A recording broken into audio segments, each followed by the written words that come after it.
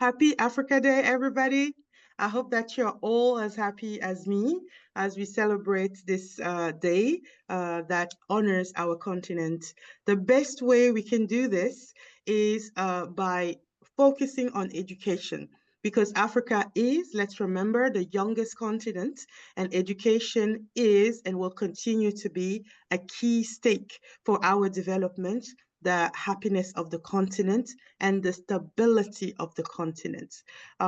Today, schools in Africa are, as elsewhere in the world, they're private, they're public, and a new phenomenon that's spreading, they are also international, right?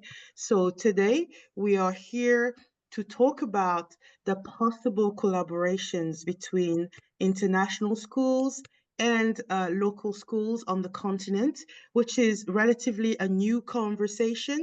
But we have a lot of specialists around the table of this topic.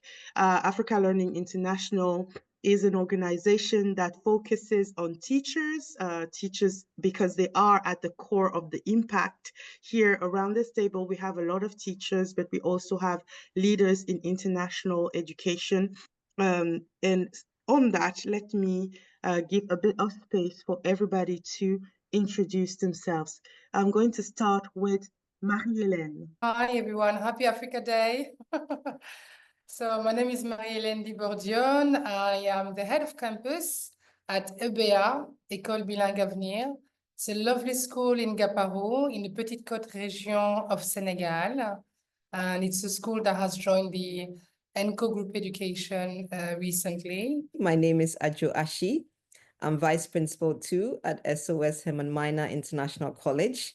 I've been here 5 years, and it was exciting for me to return because it's my alma mater. I had my IB education here. But prior to this role, I also worked with the IB as the IB Development Manager for Africa. Really passionate about seeing the IB grow across the continent. And now I get to work directly with schools and work with young people and support their development and helping them to reach their full potential. So I'm really excited to be here to join this conversation about partnerships, because that's something that I'm very passionate about: collaboration, partnership, and bringing schools and institutions together for the development of our continent. So thank you for having me. So we have Senegal with Marie-Helene, we have Ghana with Adzo, we're moving to Cameroon with Ruth. My name is Ruth Akumbu, and as Estelle said, I'm originally from Cameroon. I live in Los Angeles, so forgive my morning voice. I am an adjunct professor and a researcher.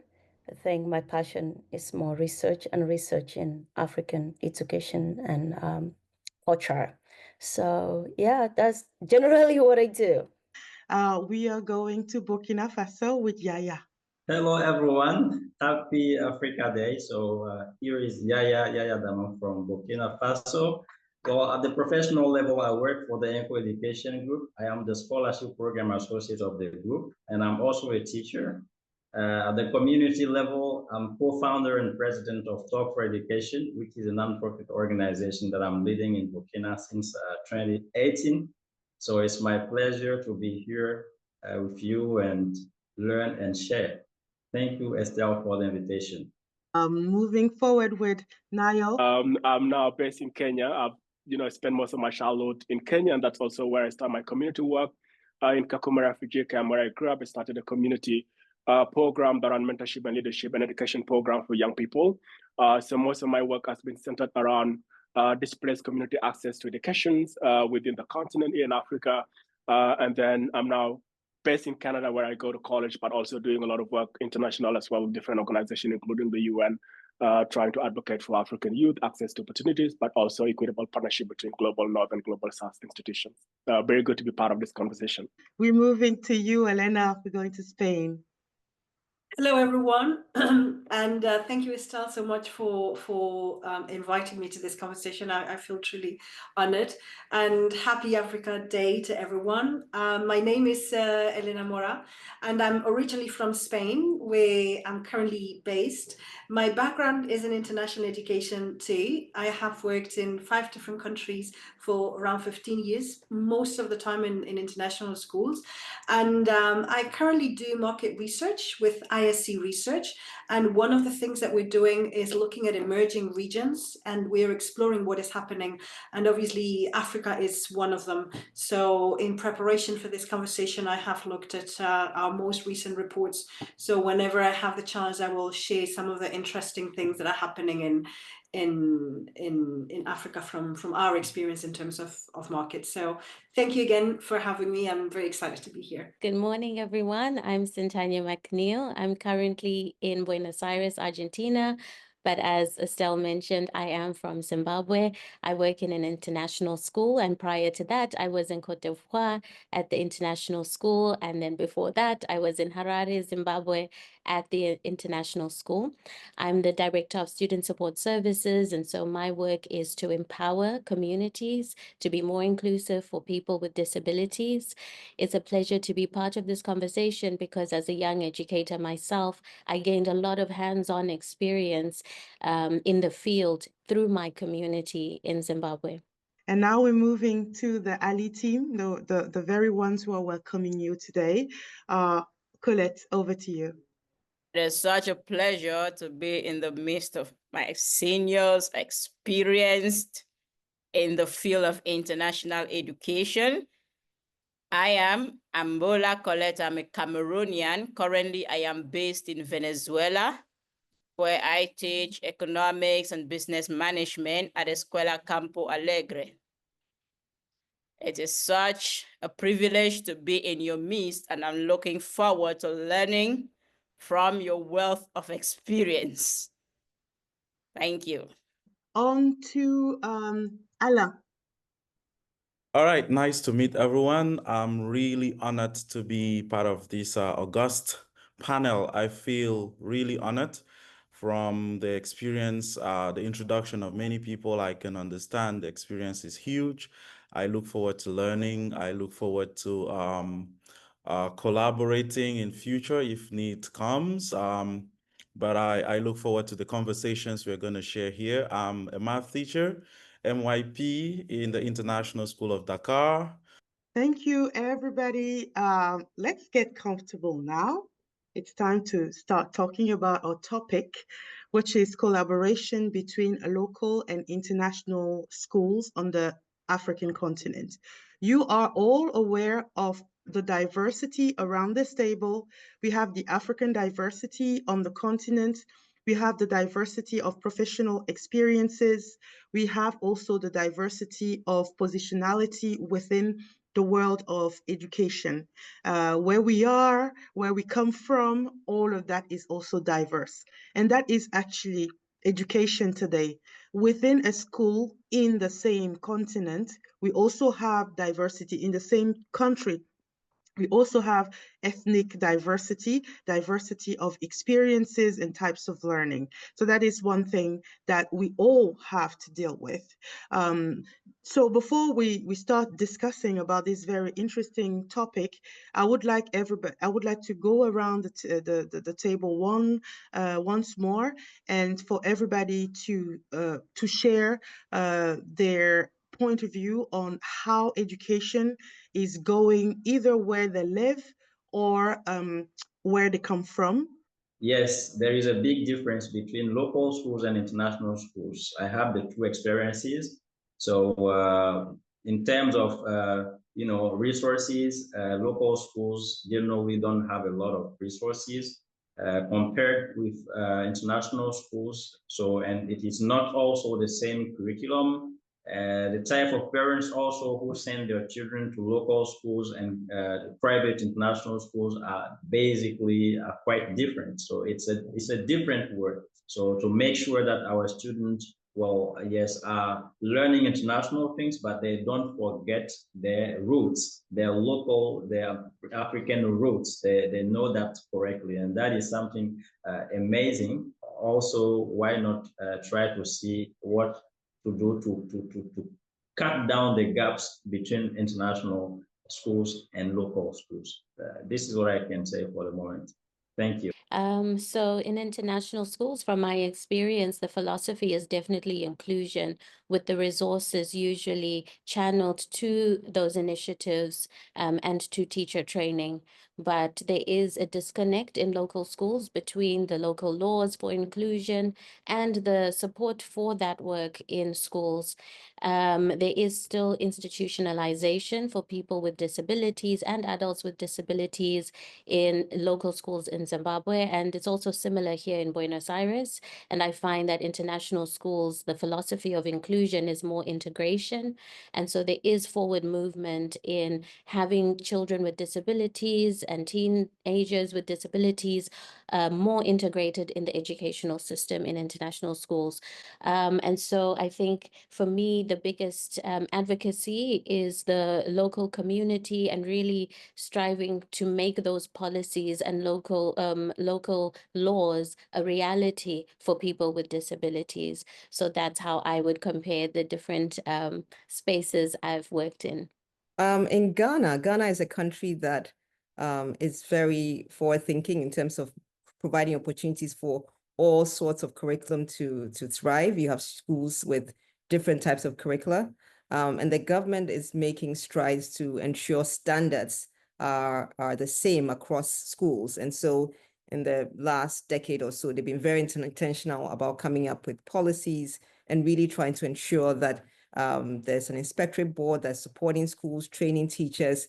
There are more and more requirements for teacher training, teacher development, school growth and school development. However, the gap remains between public and private schools. But I think the government is committed to making sure that in spite of the resource deficit, they are supporting schools to be able to function and at least try to implement best practices. There's been curriculum changes over the years as well. But from the private school perspective and from my school perspective, we are very unique in our school. We are a Pan-African school.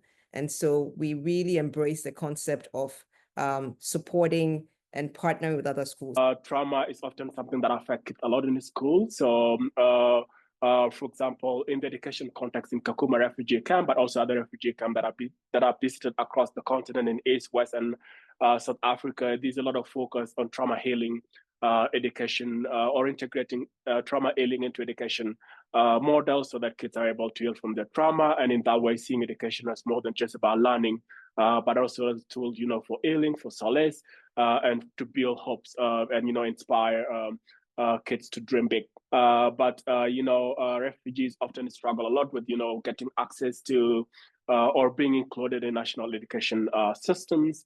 And there's a lot of work around that. And you'll find, or what I've experienced, for example, in Kenya, because I've lived in different parts of Kenya apart from the refugee camp, is that in communities that are very close to refugee camp, you'll find there's a very comprehensive inclusion framework because of the refugees that live around that community.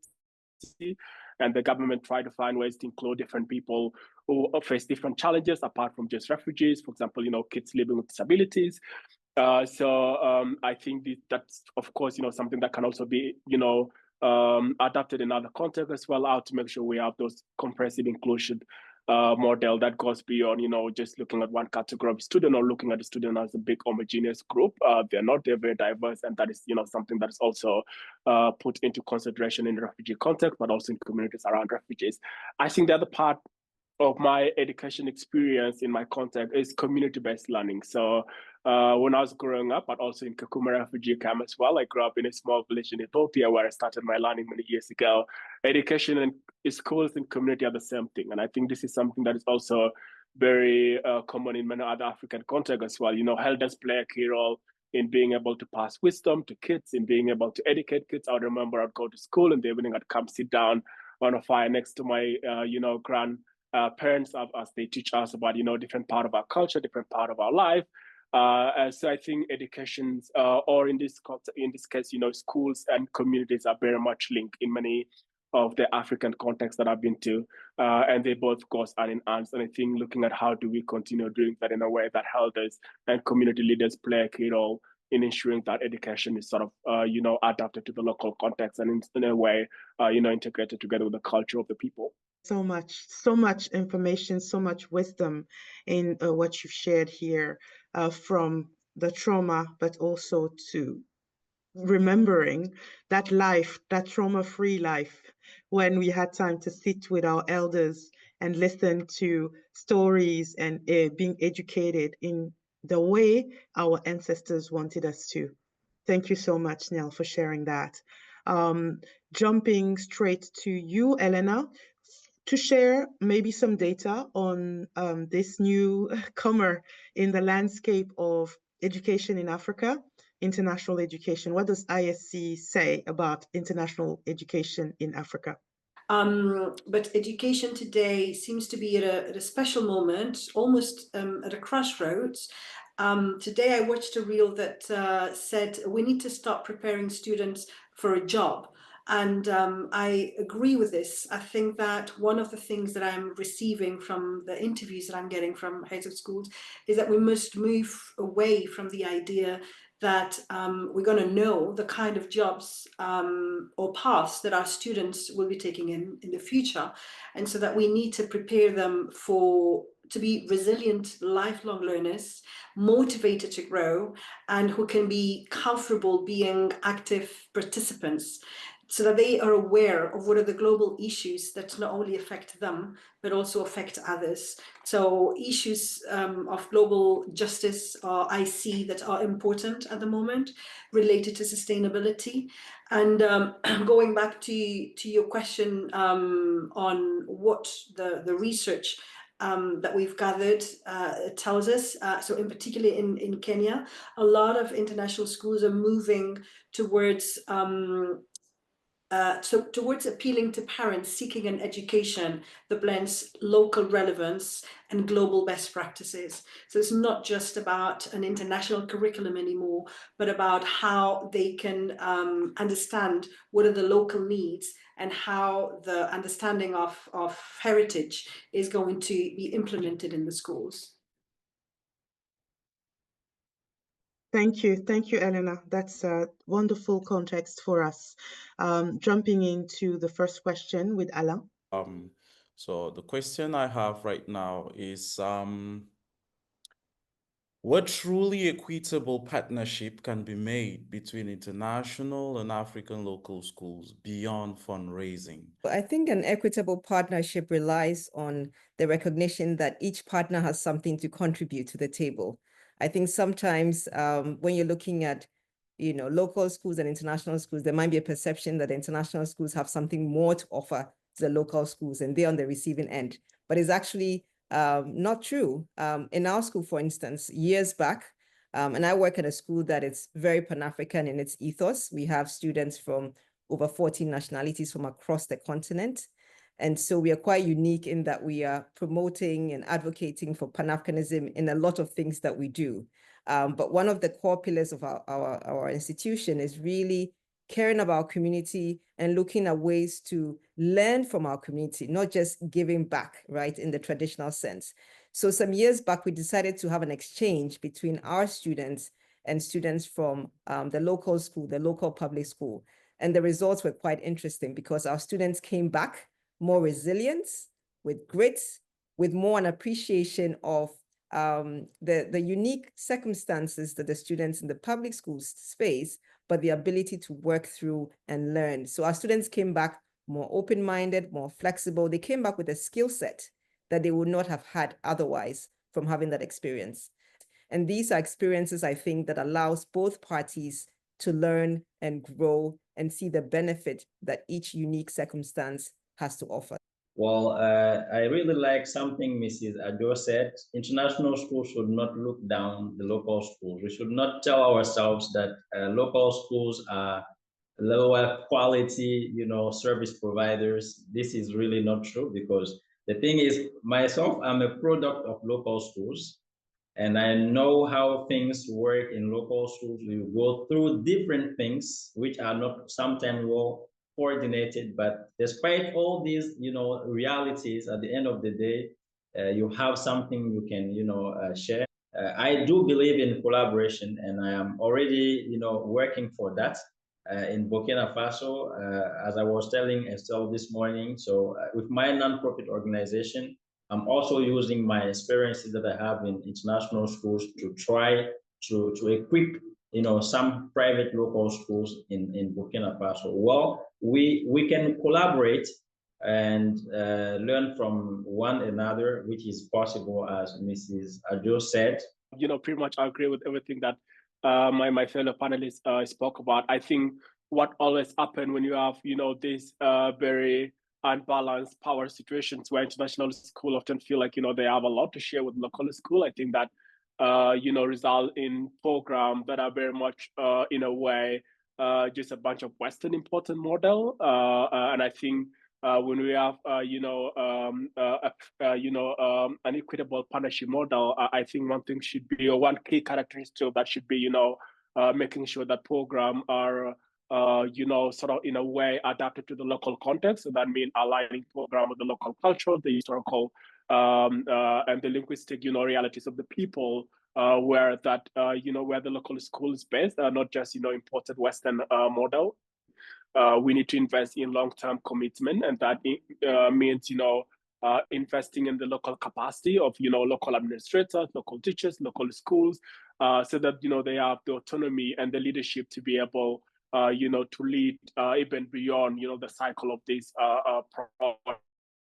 projects, and ensure that there's some sort of sustainability, and not just, having this sort of dependency model, where, we have one short-term project and then move to the next one, but making sure we have long-term commitment that goes beyond project cycle. Absolutely. Couldn't agree more, Nhial. Absolutely true. Who are we centering when we have these very short projects? I think we are centering the temporary growth of international students, maybe because it works with the unit of inquiry in their current curriculum. But we are putting children in Africa in a situation where these discontinued relationships make them feel less than. I'm just going to jump in here and share an experience that I had when I was starting as a teacher in India at the UWC there. We were working with Mother Teresa, and we were caring for an organization caring for little babies. So our students came into that space and they wanted to hold the babies, and the nurses said, no, you can't hold the babies because they'll get attached to you, and then you go. So you are going to help outside, but you're not going to get close to the babies. And the students were very, very disappointed by that. And I learned something that day. So thank you for highlighting the importance of sustainability. Over to you, I think, Elena. Thank you, Estelle.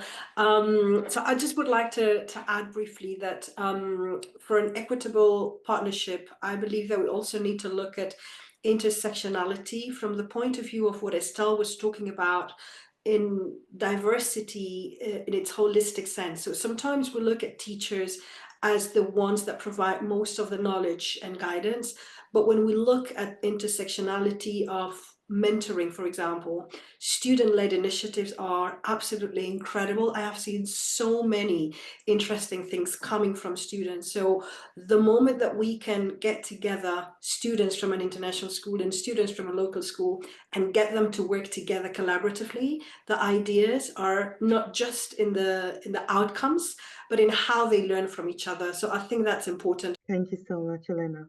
Colette? In as much as we talk about partnership between international schools and local schools, I have experienced a case where, I don't know if I should use this word, but let me use it.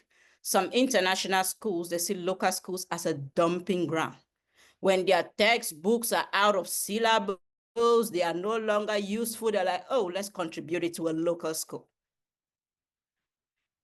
Are you actually doing that because you really want to help them? Your intention at heart is to help them, or you just want to create space because those books are no longer useful to you? I'd like to Thank you very chime much. in on what Colette just said, because my thought was, as everybody was talking, I felt like sometimes the issue is not just the collaboration, it's also the attitude of those that are in, like the administration, the teachers that are in the international school, that superior attitude. So if we want to do this work, we have to start this work within.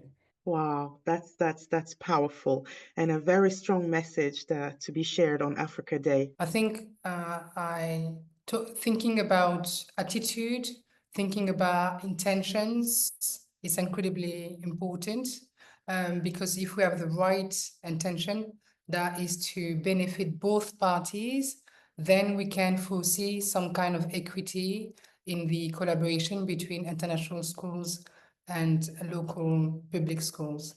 But then we may need to train certain parents as well, because some parents may not appreciate the collaboration with local schools as something beneficial for their children. Absolutely. Thank you for the granularity. It's in the details and the nuances that we get closer to defining the issue at stake. Thank you so much. My question goes to everyone because this question concerns all of us. We have been talking about collaboration in different aspects. However, I would like to know what aspect of collaboration should we prioritize? Curriculum exchange, teachers training, infrastructural development, or what area do you think priority should be on and why? Thank you. I think the priority for inclusion would be teacher capacity. So in the work I've done in Africa and even now here in Buenos Aires has been connecting teachers around conversations on how to support students with disabilities within the classroom. This is an area that's lacking, and as I mentioned earlier, under-resourced, and also in terms of teacher training, this is an area that's under-researched and also I guess I could say highlighted in teacher training.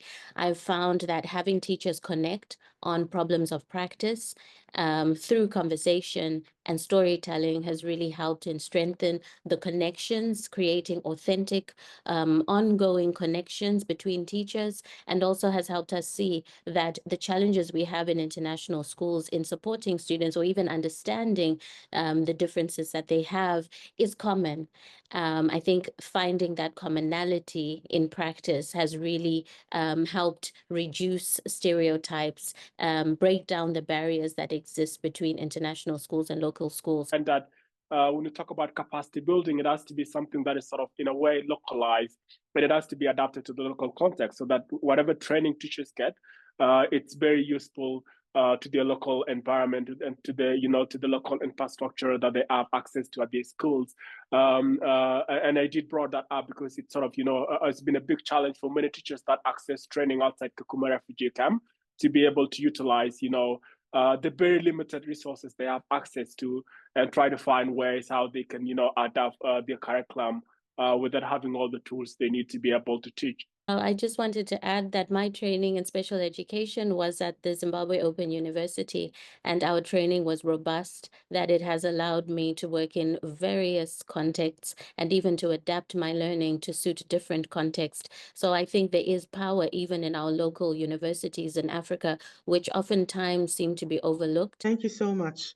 I believe in busting all of these cliches and debunking Afro-pessimisms and deficit narratives about Africa. And here we are at the heart of the matter. So my question to you here is, what kind of best practices can we find in African contexts that international contexts could benefit from? So this one, I'm just talking about it from my experience of international and the national context. In our national context, us, the students, we take responsibility for our success. I had a situation where I went to a national school And there is a subject at the advanced level that I didn't have a teacher in opposite. The teacher was transferred and was never replaced. So it was our responsibility to study, write that subject in the GCE and pass. It was a challenge, but we made it. It made me stronger. We had to develop strategies like doing group studies. I am good in this subject, you're good in that subject, person is good in this subject. That is where the desire for teaching, I came to discover that passion for teaching. It is through that that passion for teaching came into existence. However, in the international system, like in the IB school, where they say students are supposed to be responsible global citizens, but taking into consideration the fact that 90% of them come from a very high income class, the responsibility for their success sometimes in some schools, I don't know if it's the same with your context, is rather put on the teacher and not the child. Wow, that is super powerful. That Yeah. notion of responsibility also in Cameroon, I can confirm that it comes from home. From very early, a child will be using a knife, a big knife to cut meat. When in Western context, it would be like, no, children shouldn't use big knives, right? So trusting that the child can learn and be challenged and collaborate, it's definitely the forte of African education. Thank you so much for highlighting it. But I think it's a best practice that comes to mind for me is quite intangible. But I think in our context, we really emphasize, and I think this is an African thing, respect for those in authority. And I think that plays a key role in ensuring classroom management, ensuring stability of the environment. And so, you know, really upholding that respect for the elder, respect for your teacher, respect for the views of others is really a practice that I think African schools really uphold, and is something that we should be sharing in terms of what we do well and maintaining healthy classrooms, healthy debates, but also the respect for your teachers. I think it's an important best practice. Thank you so much. That's a beautiful balance. Students who have a voice and still deeply respect their elders. A good thing from the local schools is the resilience that I sometimes see, you know, teachers in local schools having and facing. And despite all those challenges, they are able to sometimes have quality result at the end of the day. And this is something I think, you know, we can learn from local schools. So that was the first thing I was appreciating when I joined international school, because I was in local schools where I was teaching 100 students in one class, local private school I'm talking about. So, but this shifts from 100 students to a class of 25 students. I say, wow, now I'm in the heaven, I'm in paradise. So, and this is one thing I really congratulate teachers in local schools. Is something phenomenal. And that is, I can say, it's something we can learn from these teachers. Thank you so much for sharing this, Yaya. And we can't shy from calling it best practice. When you have a teacher who has 100 students and knows all of their names, when you are seeing teachers who are going to work, sometimes wading in rivers, you know, but they wouldn't give up. I think we can call it the best practice of passion and responsibility. A teacher who thinks that it is their duty to educate no matter what conditions they're faced with. Thank you, Estelle. I think a best practice which I've seen coming back into education is something that we took for granted as children in local schools, reading outside and connecting with nature, and having nature being part of learning, being in the sunshine, you know, that kind of holistic approach to learning. Organizational skills are something we see now in education that students are losing, and we're calling it executive functioning skills, which can be associated to diagnosis like ADHD. However, to support students with those kinds of diagnoses and just students in general is to set up the classroom environment for them to be successful and develop those organizational skills. So I think bringing that back or finding a place for that in the classroom would be a best practice in supporting students. A last question for you, panelists. What African educational traditions should international schools learn from? I think we kind of approach this from a best practice standpoint. We can dig deeper. What is an elder, for example? We talk about respect of elder. Who are the elders in today's international education backdrop? And who are the elders also in local schools? And can we collaborate as international schools with the elders in local communities or in local schools? What does that look like? And what are the other traditions that we can learn from as international schools in Africa? Now, as we know, Burkina, we are in a revolution. So all the thing we are doing now is la patrie ou la mort nous vaincront, fatherland or death, we will overcome. So yes, during our international activities or even in the school, so for sure we'll play the anthem, which is something we really like doing, and also the connection with the local leaders. I mean the different kings. So, you know, we have a very rich history in our different African countries where we still continue reviving, you know, these so best things that we had in Africa. Well, so we have in Ouagadougou, for example, the capital city of Burkina Faso, where we have what we call the Mogo Naba, the king of the Mosi people, who is also a very fluent leader, you know, a wise guy who, even there is a problem in the country.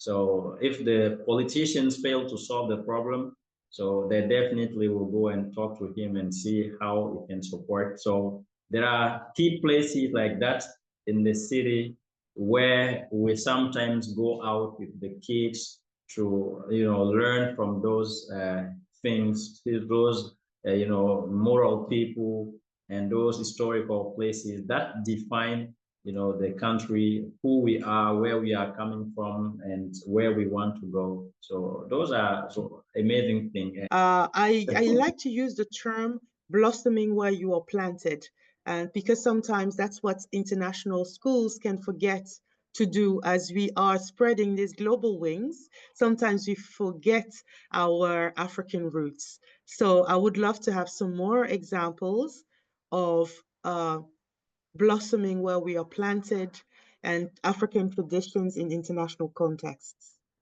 And another thing that I use in my personal life, which I also teach my students now, is storytelling. I make sure that my teaching is almost like a story every time, layered in stories, layered in proverbs. Sometimes I would throw a proverb at them. They will look at me like I just landed from space, but then I will break it down. Right? So I give them these stories, make the class interesting in that regard. And without my African heritage, I would not know how to bring in the proverbs and the storytelling in a very highly academic environment that generally dismisses these things that we call primitive traditions. Yeah. Wow, thank you so much. You're becoming an elder yourself, Ruth. I am an elder. I am an elder. Every day we're growing as elders for sure. Over to you, Adzo. But I think, you know, really celebrating who we are through song, I think it's very unique to the context that we find ourselves in. And again, to share in our school, we have a yearly singing competition, which students really, it's a rite of passage. Every student has to go through this. And they love it because they actually learn to sing songs in Swahili and other African languages. And you can see the pride not only in themselves as they learn these songs and learn about African culture and African countries, but also just the pride in coming together, right? Working on something together, coming up with something that would unite them. Obviously, there's always a trophy at the end, but that sense of unity, that sense of belonging, that sense of sharing their voices in a way that is amplified at a competition, I think it's something that allows us to celebrate African culture and a unique African tradition of a love for song and for singing. Absolutely. I couldn't agree more. Colette, over to you. Yeah, I think that for us to sell the African culture, the traditions, first we have to be proud of who we are. So like where I am, it's a community that is very westernized. And everything that they believe is Western culture. To them, the ideal is anything the West. So I teach economics. And when teaching, I take a lot of examples from African countries, good or bad alike. They will be like, but Miss, this doesn't sound good. Zimbabwe did this. I said, I don't, what is my continent, and I am proud of it. The West tells you what they want you to hear. They also have their own downside.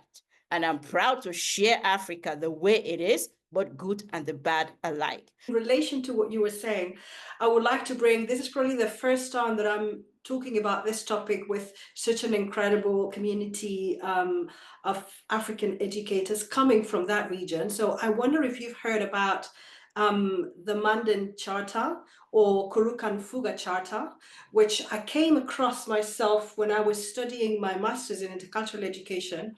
And this is a document that was produced in the Empire of Mali, where most of you are located, and it's considered the very first origin of a charter for human rights.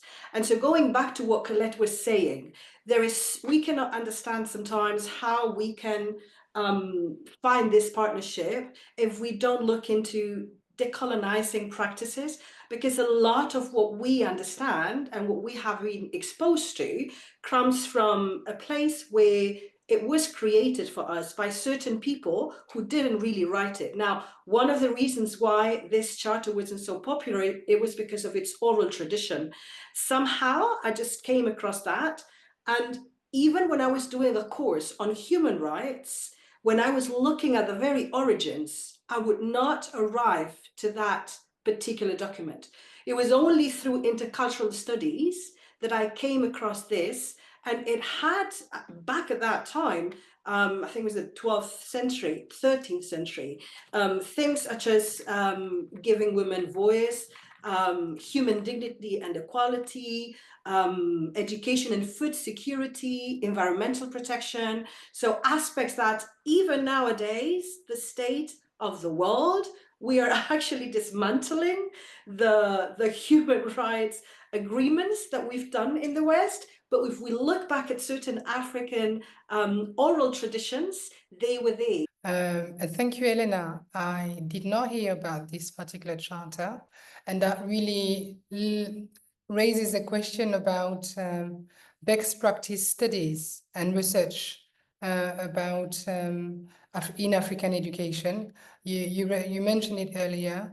There's a lot of studies on best practice education in the westernized world, but perhaps not enough on the African continent.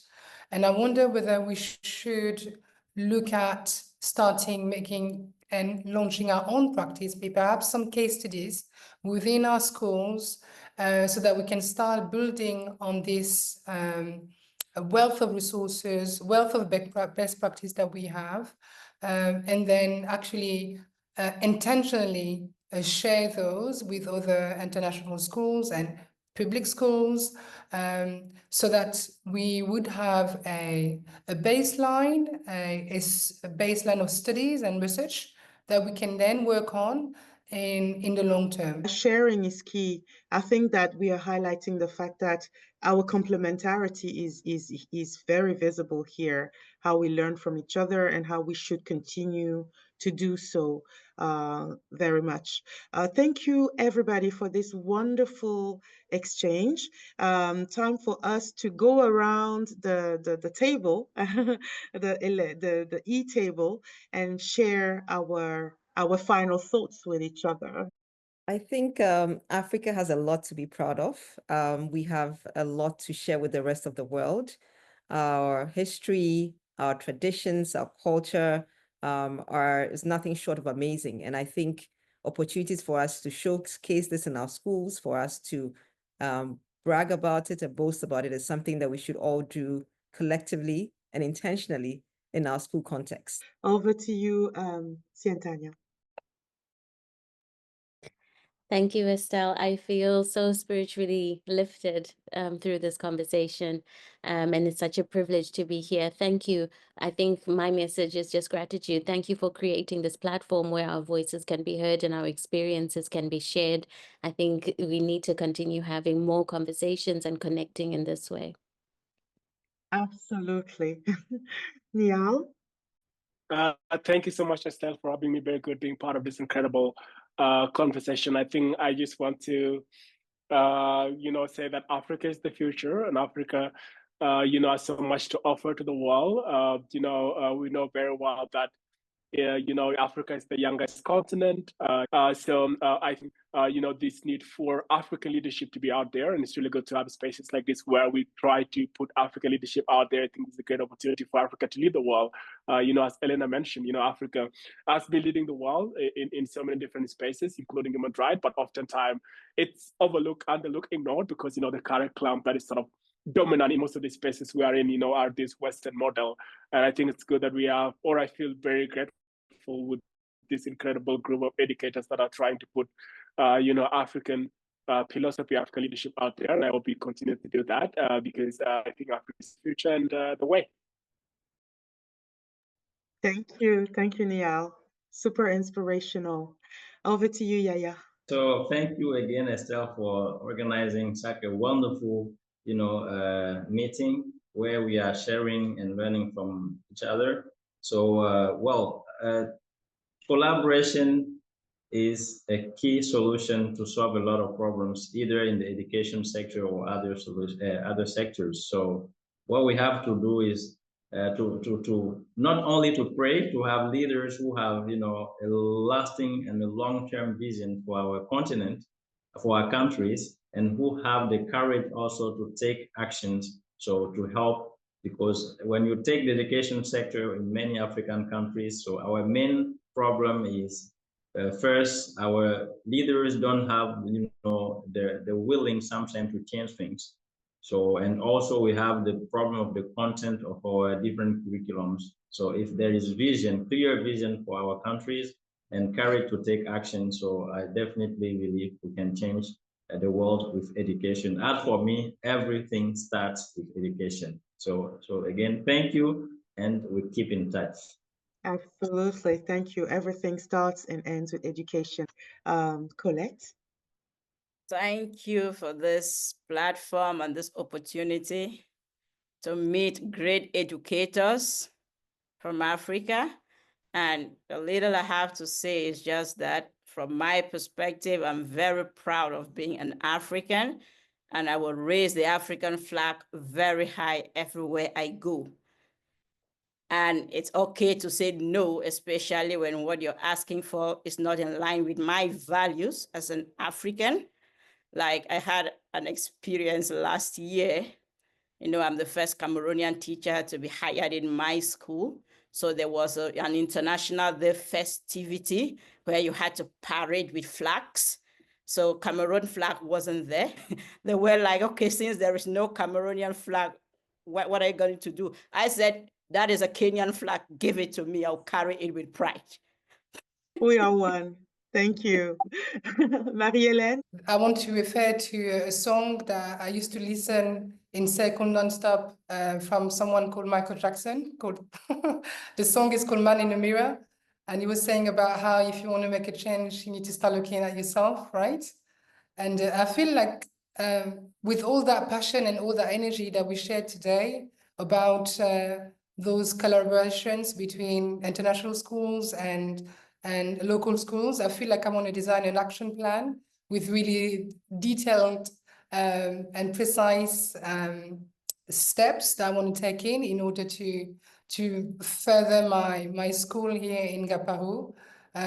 So yeah, I have noted down lots of wonderful ideas from everyone. And I'm really ready to move on with our vision and push even more for African culture to be promoted positively and valued and shared. You know, that African excellence, it needs to be acknowledged and celebrated, not just in conversations, but actually tangibly and concretely and explicitly with actual actions. But one thing that I've been thinking about is how, when I tie curriculum and what is happening in the world of AI today, I really loved everything everybody said about training, teachers training. The hardcore of the issue is not the infrastructure, but the teachers training. Are we training our teachers to be adaptable? And given that AI is such a big thing today, infrastructure starts to even lose its power, because we can really train our teachers to think critically, think globally, and then empower them with a few AI tools.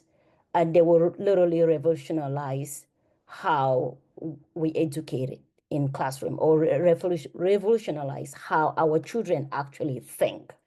And even for us that we're in here, how can we take the things we've talked about and even take advantage of AI to create more tangibles for society? We cannot say that we're going to stand alone. We cannot go back to the old. There are things in the old that we will bring with us to the future, but there are some things in the old that will definitely stay in the old. I think that system. Otherwise, the AI culture that somebody else develops is going to come colonize our present culture, and then we will still be in the same problem 200 years from now, where we are struggling and saying, who are we? Where are we? What is our cultural identity? And how do we bring it back in to the classroom? So for those of us that are sitting here today, it's not just about the culture, it's about how the culture fits in our current day. And that's what I'm thinking about, and that's what I'm writing about, and that's where I want to go with all of you if you're interested. Thank you so much. I'm keeping the word tangible. Thank you. Where to start? It's I feel just equally honored and so energized by this conversation.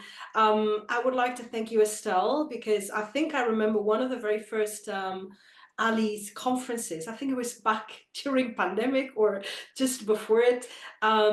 You created this space. I've always been very curious, and I'm perhaps one of the people in this forum where I don't come originally from an African context, but my curiosity and my willing to learn has reached out to meeting Estelle, following what she does, and it's very encouraging for me to have met people like Nhial, who I can learn so much from, and now everybody else.